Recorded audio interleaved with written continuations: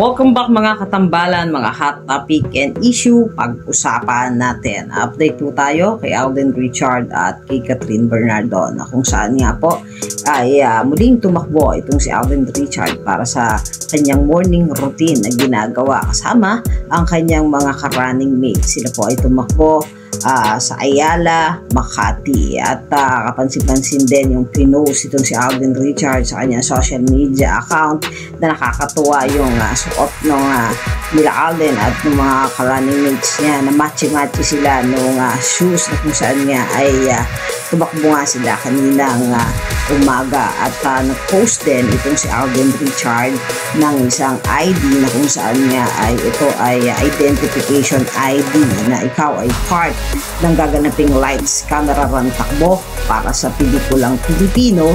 Ito po ay gaganapin sa MOA Concert Ground, Pasay City sa May 11 at nag-post din itong si Alden Richard ngayong linggo ng isang verse sa Bible kung saan nga po ngayon ay Palm Sunday.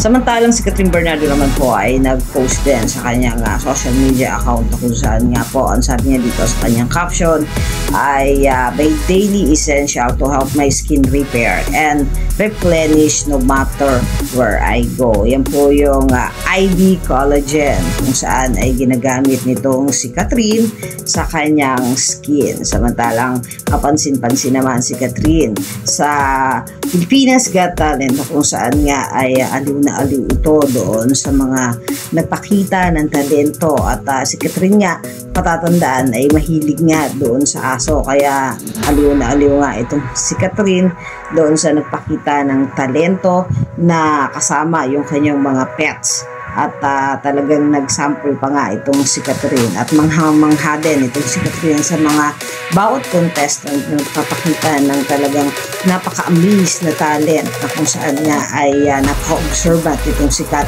sa pagbibigay ng komento.